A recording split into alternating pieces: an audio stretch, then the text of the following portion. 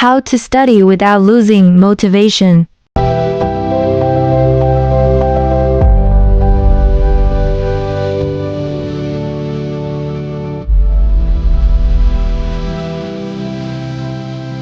I figured out how to pass exams without losing motivation. Let me ask you this question. So, do you know how to study without losing motivation? Let's think about this. I'm about to expose why everything you've been told is dead wrong. Unlocking the brutally honest secrets to unstoppable daily motivation tricks no one dares to teach.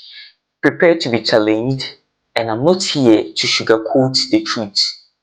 By the way, my name is Donwell, and please don't forget to subscribe and like to my channel, and also click on the notification bell to be notified for more informative videos like this.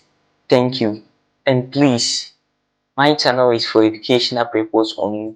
It's not here to substitute any medical or professional diagnosis. And if you experience any mental deformity, I advise you to contact your healthcare personnel direct. Thank you. So now let's get started. Number one, you says to activate study mode. Look, genius, it's time to train your brain like Pavlov's dog. Pick a scent, peppermint, coffee, or even that one perfume that doesn't make you gag, and sniff it before every study session. And why should you do that? Research from UC Irvine shows certain scents can fire up your brain and instantly boost alertness and memory. The trick is to take a whiff of that scent every single time you sit down to study.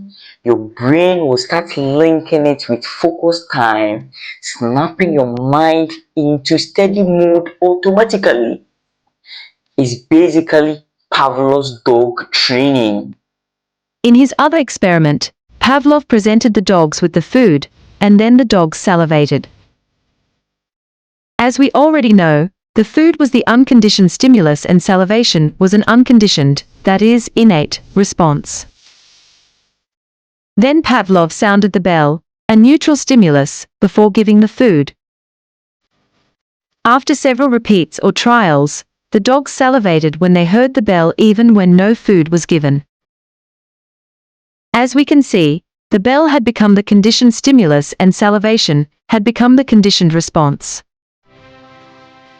As we can see, in Pavlov's experiment, we can identify the four factors of classical conditioning at work, namely: first, the unconditioned response was the dog's natural salivation in response to seeing or smelling their food. Second, the unconditioned stimulus was the sight or smell of the food itself. Third, the conditioned stimulus was the ringing of the bell, which previously had no association with food. And fourth, the conditioned response, therefore, was the salivation of the dogs in response to the ringing of the bell, even when no food was present. But for you, here is the kicker. Take that scent with you into the exams. The same smell can trigger memory recall, giving your brain a nudge to pull up what you've crammed. It's a mental hack, so don't be a blockhead. Use it and subscribe unless you are cool with staying average. Number two, start with an easy schedule. If you want a steady schedule that won't make you quit after the first week, start slow, genius. Don't pull the I will study an hour a day, but just move right out of the gate, because guess what? You won't. Here is the plan, genius. Start for 15 minutes a day for the first week. Doesn't matter what you've got going on or what you've crammed. you can always squeeze in 15 minutes somewhere. Second week, pump it up to 30 minutes. Third week, go for 45 minutes. And by the fourth week, you'll be studying an hour or more in a day without even noticing. And at the end of every week, review what you studied, genius, and don't go full throttle without a break. Pick a day like Saturday or Sunday to let your brain relax. Knowing you've got a guaranteed day off actually lowers anxiety and can boost productivity in the other days.